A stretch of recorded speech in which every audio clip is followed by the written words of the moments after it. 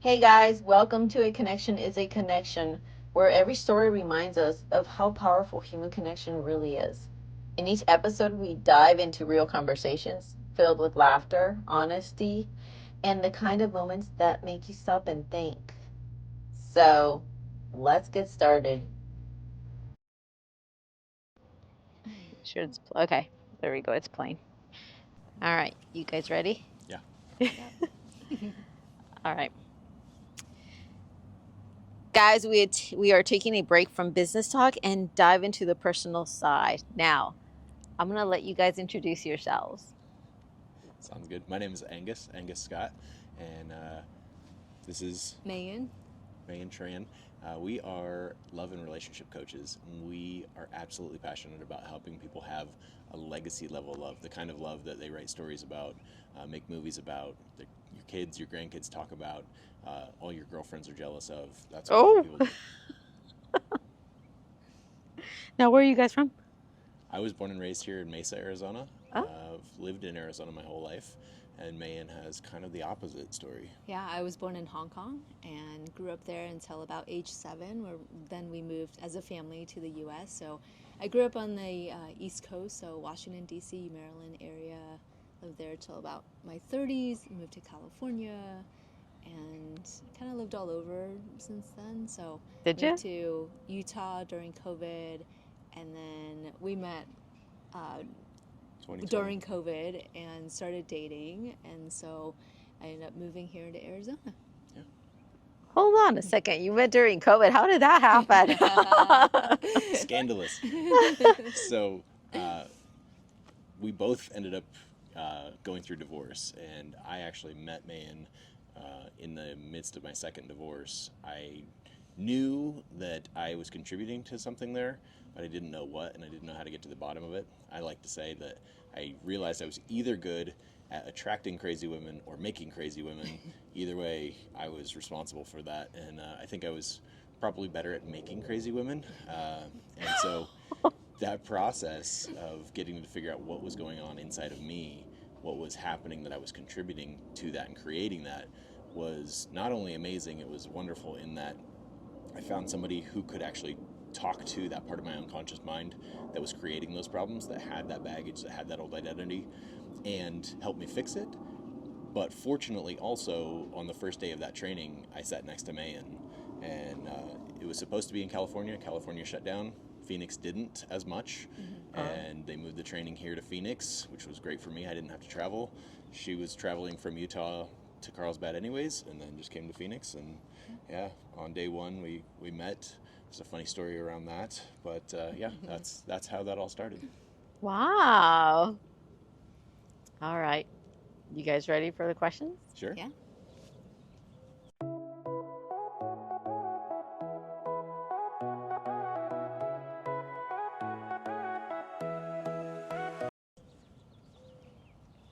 If you could relive one day of your life, which one would it be and why? Ooh. That's a tricky one. Hmm. If you can think of one first, you can go ahead. That's a good question. Live one day of your life. Wow. So that it brings up for you. Are you gonna like try and change one that like didn't go well, or one that was so fantastic you would just want to do it again? Relive it. That's the question for me. Let's hold, try to hold the microphone a little bit higher up. Okay, Yeah, because I can see. There you go. gotcha. Yeah, so that's a great question. Am I think in a previous era of my life, I would have ruminated over a bunch of stuff and wanted to go back and fix or change something. Yeah. And now I feel like everything that did happen happened to me for me. Mm-hmm. And I've shared with you the conversation that we had with a friend, Sam, who made me realize that everything that I had gone through, I would not change now because it helped me help him Right. and saved like their, like essentially her life. And so I don't have any regrets that I would go back and change now. Yeah. So now that's from my perspective. if you have any thoughts, you're welcome to share them, but then we'll think about the actual day. Yeah, I mean, I agree. I think similarly, I tend to, up until now, overthink and ruminate on, oh, I should have said this, I should have done this. But I think, who I want to be moving forward is somebody who can see the lesson, can see that there was a reason for why this happened. So, and focusing on the positive versus the regrets and the what could have been. So for me, I think it would be, and this is stretching 24 hours into maybe a little bit more, but Okay. my oldest son's wedding, my oldest son, his name is Jack, and he got married 2 Novembers ago. And the whole week leading up was probably like, I still get emotional. Like, it was probably my favorite week of my life. There were just so many amazing things, from going camping with him and the boys the weekend before to, all the tuxes and playing poker beforehand, and the rehearsal dinner was wonderful, and then the actual reception was, I would definitely do that again. Yeah, it's beautiful. For me, this is hard. I feel like I had one of the perfect days that I mentioned to you recently, but now I'm not remembering what happened to that day. It's just every day of your life is just a perfect day. Yeah, right? Yeah. With you. Well, it's like I say, there's everything that happens in life, there's either a lesson or a blessing in it. Yeah. For sure. Yeah. Yeah. What's like one of the days recently though, like the repairing preserve or Rip Bro? Here, you got a little something on your lip here. Thanks. This is real timing, real Absolutely. stuff. It is. Oh my gosh. Why am I blanking on this? I feel like the day that we went up to Sycamore Creek was kind of a fun day, where we just hiked back there. But Sycamore Creek. I don't even remember what that is. I don't know. You gotta come up with something. It's okay. You stumped me. We can move on to the next one if you want. Sure. Okay, we can come back maybe if I think of it.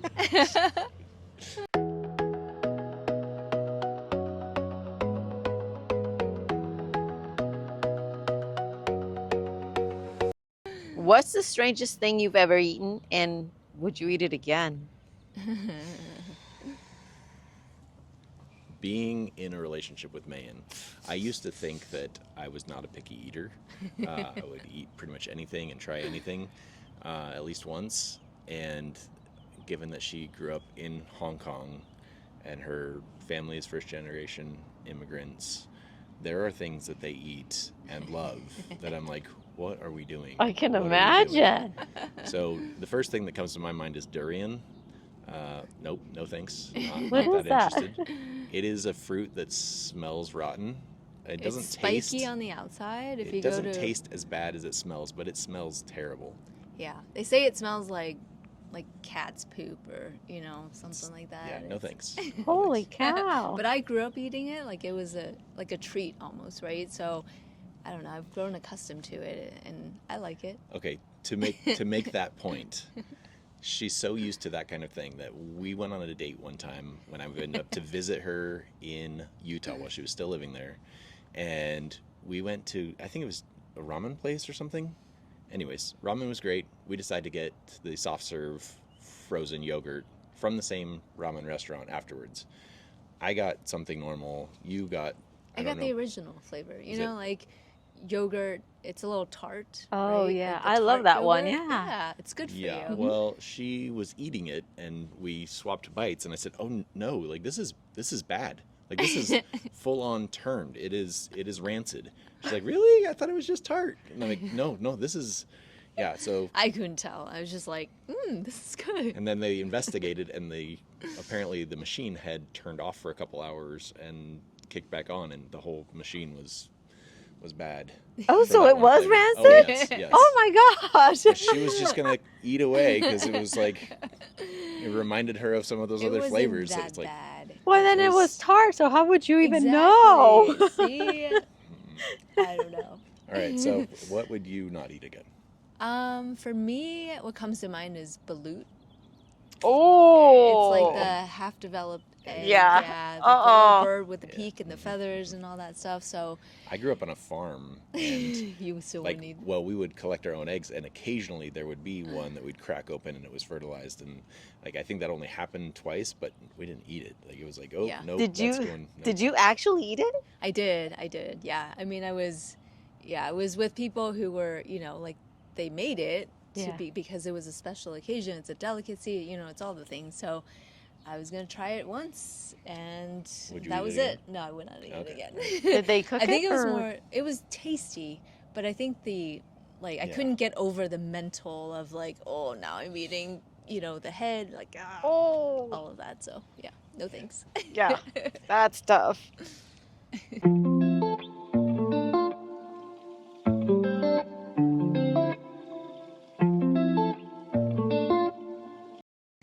What's the most awkward interaction you've ever had with a stranger? Oh, I can make things awkward.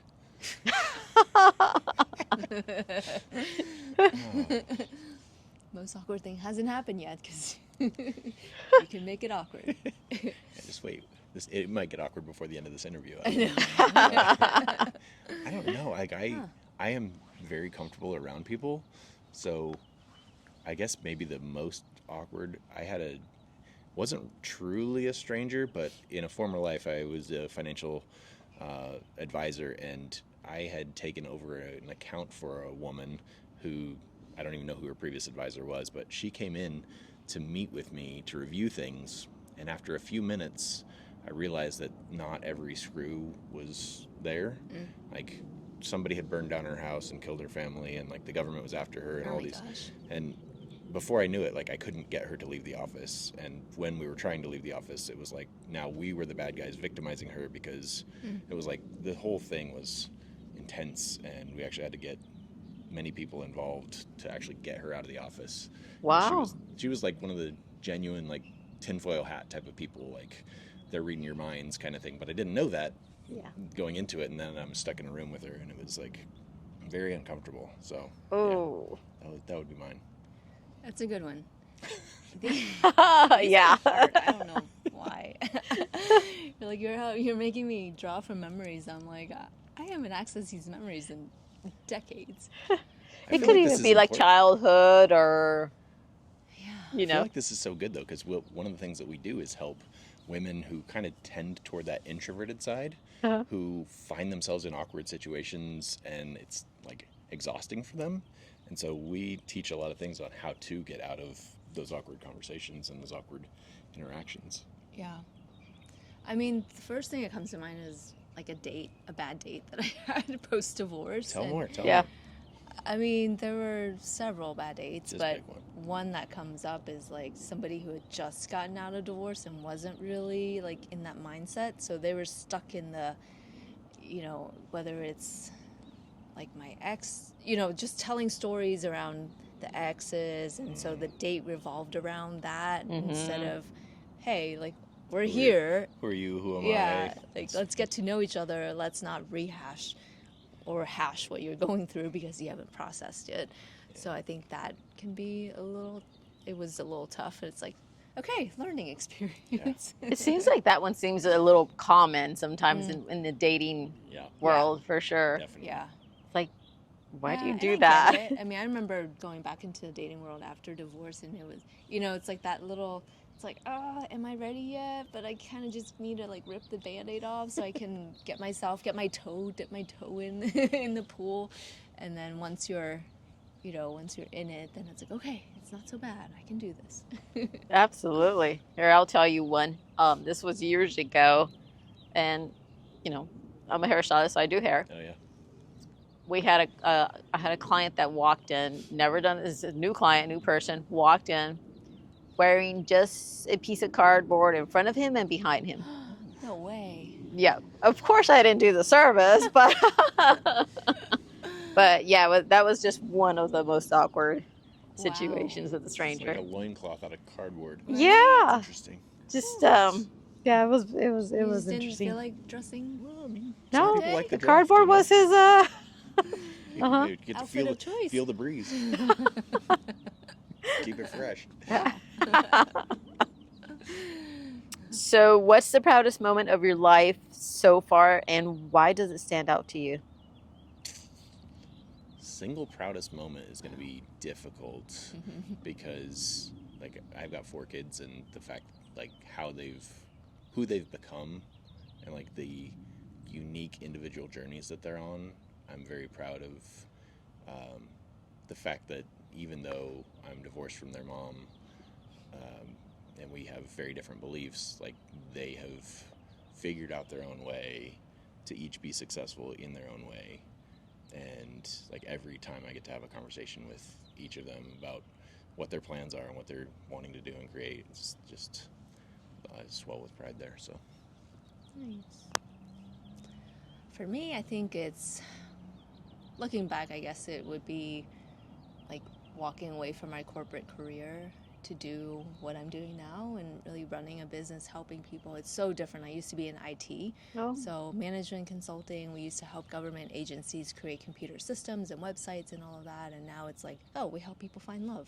We help them heal from their past wounds. And, you know, it's just, it's so much more fulfilling and aligned with what I feel like God put me and gave me talents and tools for. So I would say just having the courage to do that, you know, give up. I was in it for 16 years, so to walk away from that and start something fresh. Yeah.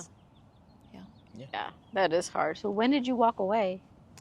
How long has it been? 2019, I think, was when I.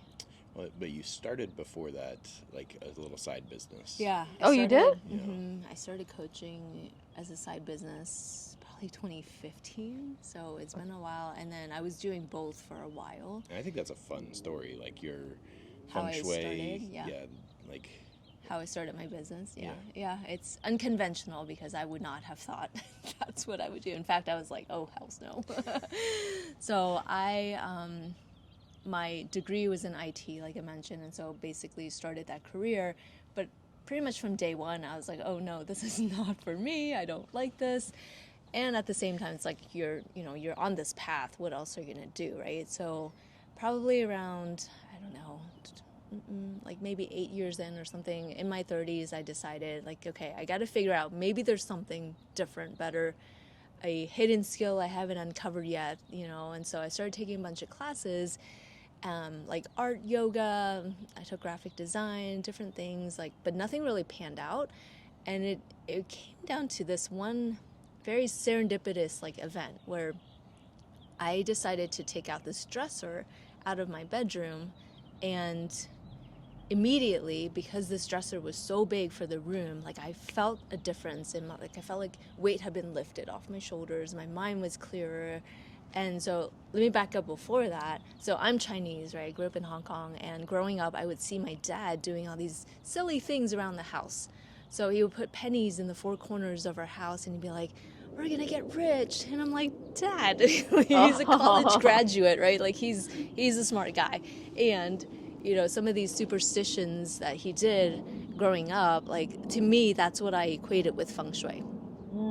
And so in my adult life, I had this intuitive reading with a lady, and she was like, you're gonna help people with feng shui. And my response was like, oh hells no, like I'm not gonna be the token Chinese lady who does feng shui, right? And so I kind of put that in the back of my mind. And then now, years later, I had this incident where I was like, oh, this is what feng shui is. It's the connection between your physical environment and your internal well-being. And so I got really obsessed with learning that, and I went through a whole certification program, all of that in New York, and I was so excited that I shared with all my friends and created this accidental business out of it. And all my friends were like, hey, I want to do my space, do my room.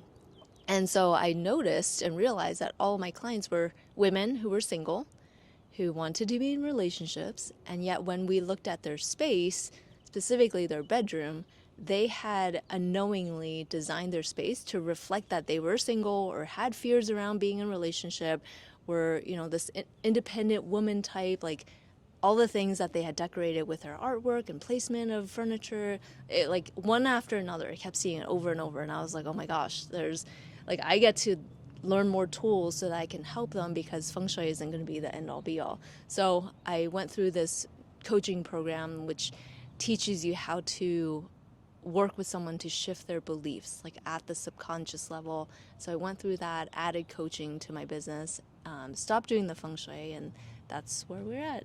Yeah. So if you had asked me, you're going to be a love coach, when you're in your 30s or 40, I would have been like, no way.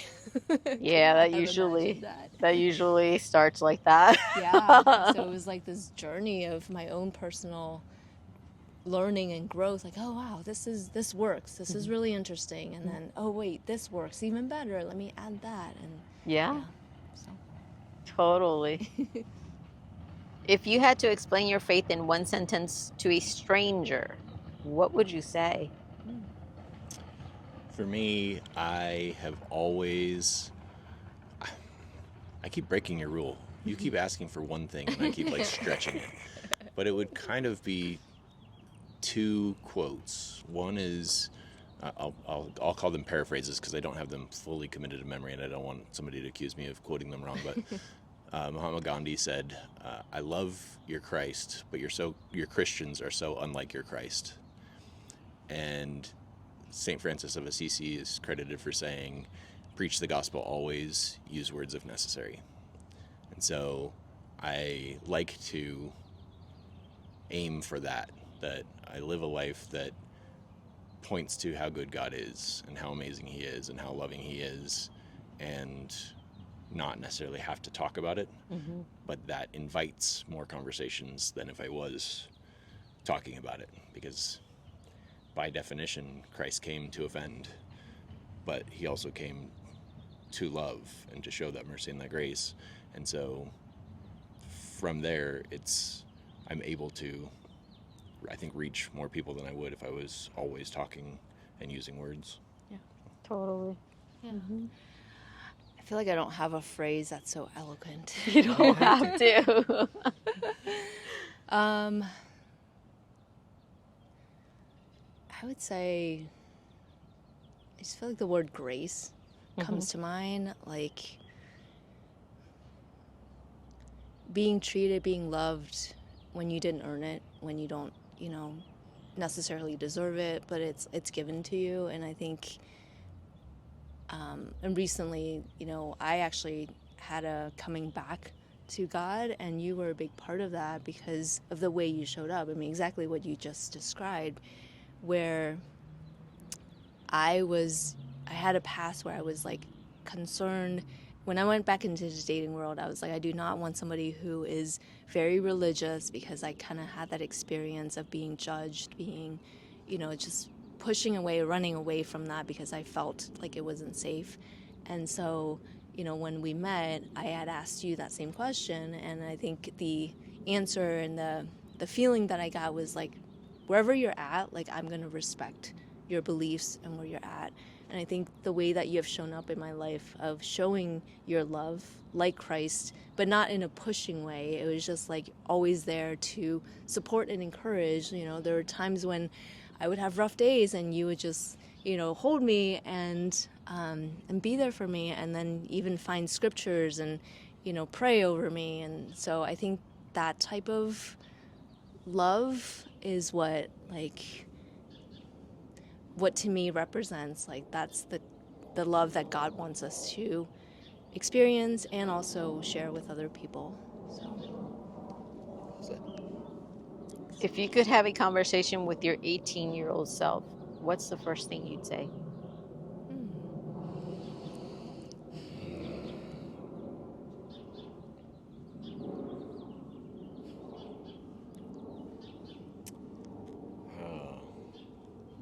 Such a paradox there.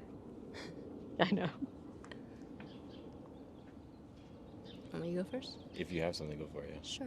I think what I would say is to take more chances. Don't try to grow up so fast, because I think when you're 18 and when I was 18, it was like, oh, I want to get through school, I want to get a job, start my career, make money, buy the house. And I did all that. And it was almost like rushing through growing up, rather than enjoying and maybe taking some time off to go travel, or, not being so concerned about making money right away. and just living life more and being more spontaneous so that I can have more experiences and more. I mean, I think I did a ton of traveling, but I think, you know, it was very spontaneous. So probably adding more to that. For me, I think I would say something to the effect of, you've been given an understanding to seek for wisdom, but don't think that you're wise yet. Like, keep finding people that have it figured out. Keep finding the wisdom that works, instead of thinking that you have to have it all figured out early. Yeah. True. Do you have a testimony from God? So many.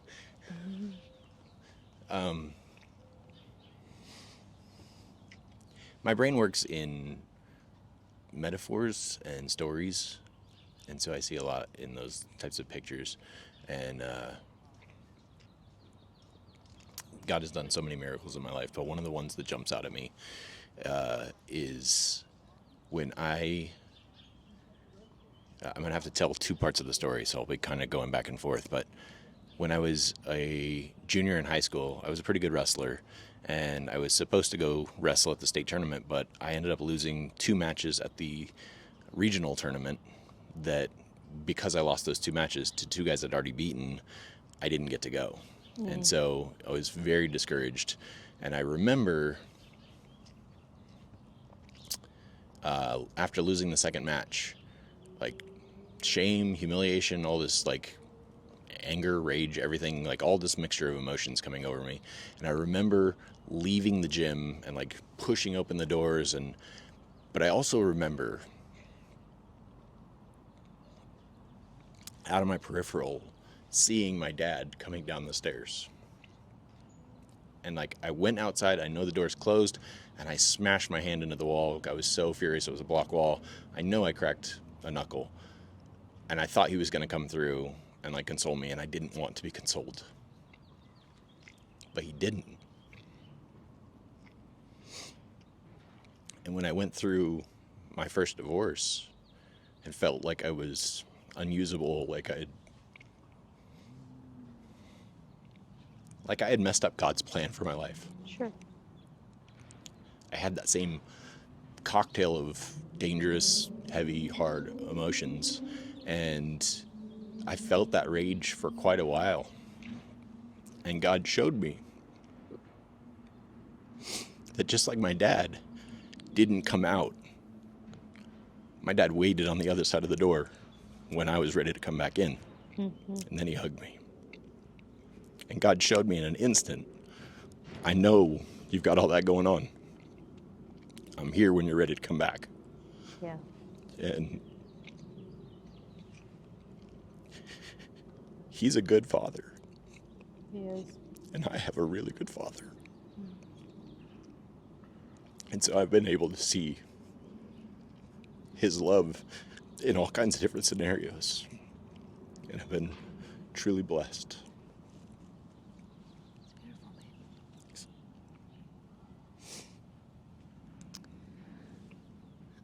For me, it was actually sometime last year. I was really struggling with, you know, like, kind of banging my head against the wall. Like, why are things difficult, like, in our business? Like, things were working, but not the way that we were hoping that it would be, you know, kind of seamless. And I remember I just had praise music on in the background as I was doing my dishes, because I love, like, it's just so reassuring. And, you know, so I had that in the background, and I think the song that came up was, like, how sweet it, no, shoot, I can't remember now. What did it make you feel? It just, it'll come to me. But whatever song it was playing, I remember, like, just speaking to God and like, why is this so hard? You know, and I heard, like, the only way I can describe it is through, like, from the Holy Spirit. And I just got this message, like, do it for me, like, do it for the glory of God. Like, whatever you're doing, do it for the glory of God. And in that moment, it just felt so clear, like, oh, like, the work that we're doing to spread love, like, do it for the glory of God. Like, let our relationship, let our marriage be an example, be a taste almost of what people might see as how love might come through from God, right? And so that moment just really clarified, like, oh, this is our purpose. Like, it's not just a purpose in terms of fulfillment, but it's our purpose on, like, on earth, on life, from God, you know? And so I thought that was just like this amazing moment of like clarity and support, when I felt like, I don't know what I'm doing. What are we doing wrong? And God's like, you're doing it, and like, remember what this is for, because like, I'm gonna back you, you know. So. Totally. It's amazing how we see God in our lowest or most difficult situations. We truly see his love. And then we realize the whole time he was with us the whole time. He is always with us. It's amazing. What's the one reality TV show you'd absolutely dominate? I think we have a difference of opinions here. I think you're gonna say Amazing Race. I think we would crush at Amazing Race. I am really good at directions and geography and problem solving, and you are like smarter than you give yourself credit for, and we work as a team super well. So I think that we would do really well on that show. Your opinion? I mean, I think we do well on that too. I think we would dominate The Bachelor. If you were The Bachelor. I don't know how You would give me the rose. Okay, all right. I see. So There we're has both to be on some The Bachelor. dating. Okay, Right? And, yeah. All right. We didn't meet each other blind, but we do watch the show Love is Blind. Yeah. Okay. And I would say that because we lived in different states when we met, and we talked on the phone for lot. hours almost Every every night. night, like we were able to build a depth to our relationship that seemed like it accelerated it. We were only dating for like 4 months when she decided to move down, but unlike most people who go on dates and it's like you go watch a movie or we just talked to each other for almost 3 hours a day every day. Wow. So by the time that you've done that, Yeah. like, you know so much more about somebody than people who are just going on regular dates. So I would say very much like Love is Blind, like you get to know somebody and you aren't really distracted by their physical presence or Right. not that we didn't see each other because we had FaceTime and stuff sometimes, but Yeah. we got to know the depths of each other, I would say. So. Yeah. So true, yeah. Going on dates, you're just doing things almost separately. Like you're watching a movie, you're not Right. really getting to know each other, or Yeah. you know. Or you go to the dinner and it's only like an hour, right? Like there's very, like, you can't, it's hard to go very deep. Especially in if you're one like date. eating while you're doing it, you know? Yeah. So, yeah, like we give some advice on dates, but like one of my favorite types of dates would be like a treasure hunt, scavenger hunt, escape room, where you have to problem solve together. And hint, ladies, men don't bond the same way that women do. Yeah. So vasopressin is one of the hormones that causes men to bond. Vasopressin is released when men are solving problems. So if you're doing that together, he's going to be bonding to you. Now, that doesn't mean that you should be planning all the dates, but if you do have the opportunity to, something like an escape room is typically a good way to see how they react under pressure, build problem solving and interactions and stuff, and then you get to talk about it afterwards and like debrief, and you get to learn a lot from each other. So Man, that's a great idea. Freebie there. Yeah. Yep. What's the kindest thing someone has done for you when you really needed it?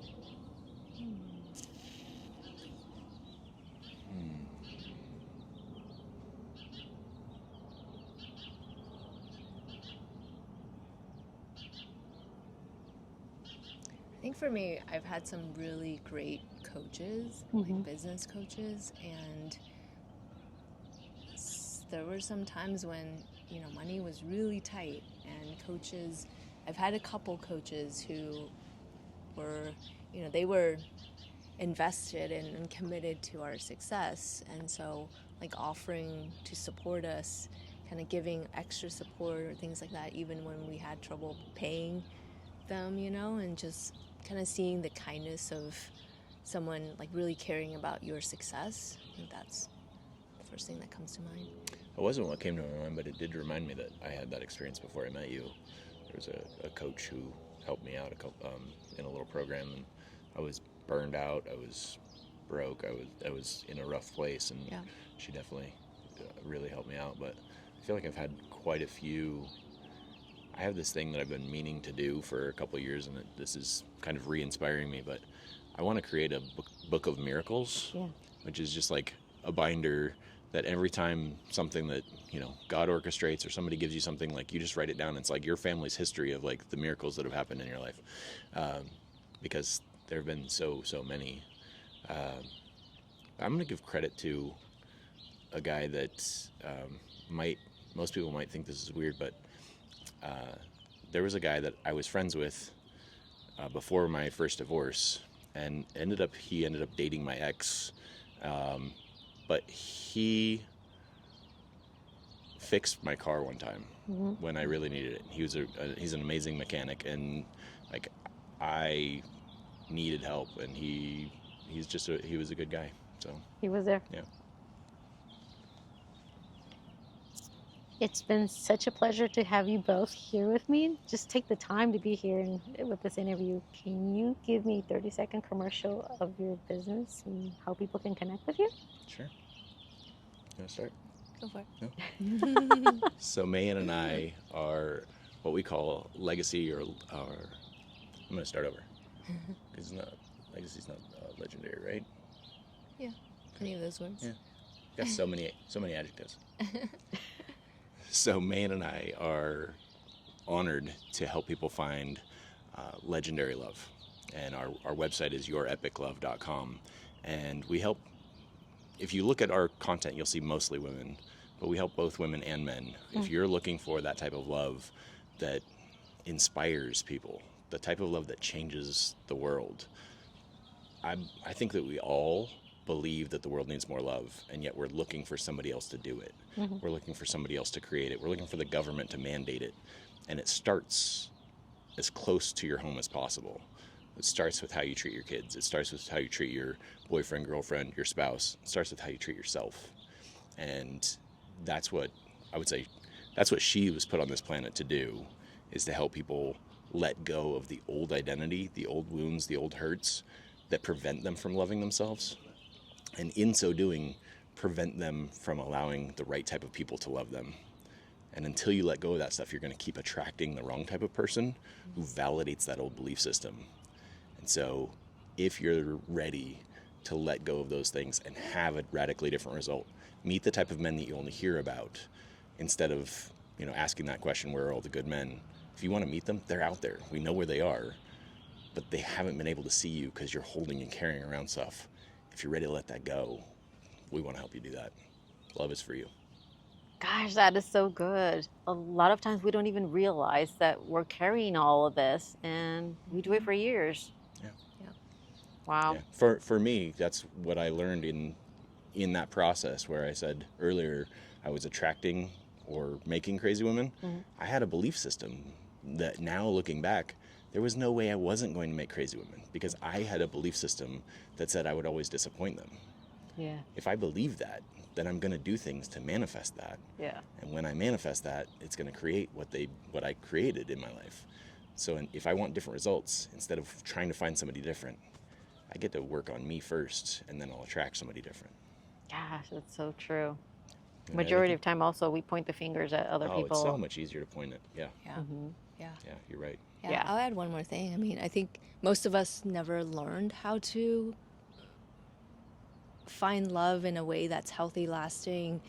And I know for us, we've both been through divorce. And I remember coming out of it, it's like, I want to know what I could have learned or, should have known, so that I don't repeat the same mistakes moving forward. And so that really drove, I was already doing the work to help people find love, but now it's like, okay, what are some of the science-based things that we need to share, so that you know how to pick the right person, you know how to build a relationship, you know how to communicate, you know how to show up, like you mentioned, right? Yeah. So all of those things, it's like having this holistic view of what makes a relationship work and last. Yeah. And knowing that information, you're going to go so much further in creating that relationship. So, I mean, if you think about it, we hire physical trainers, we have coaches for different areas of life, we go to school, we get trained, we go to continuing education to learn how to do things. And when it comes to relationships, we basically just assume that the people who came before us or the people who were around have good advice for us. Mm-hmm. Yeah. But if you look at the numbers, we're not doing relationships well. No, we're not. And when you really think about how many people do you know that have that legendary, epic type of love, that if you could follow them around, you could learn from them, most of us can't even name one couple. No. So who are we modeling? We're modeling people who don't do it well and hoping for radically different results. You've got to surround yourself with people who know how to do it well, so that you can learn what it takes to do it well, and then you can get those types of results. And we are constantly working on ourselves and our relationship, so that we can be that for each other and be that for other people who want it. Yeah. Gosh, what you guys are doing is so important right now. When, just like you said, even like the divorce rate is so high right now. Yeah.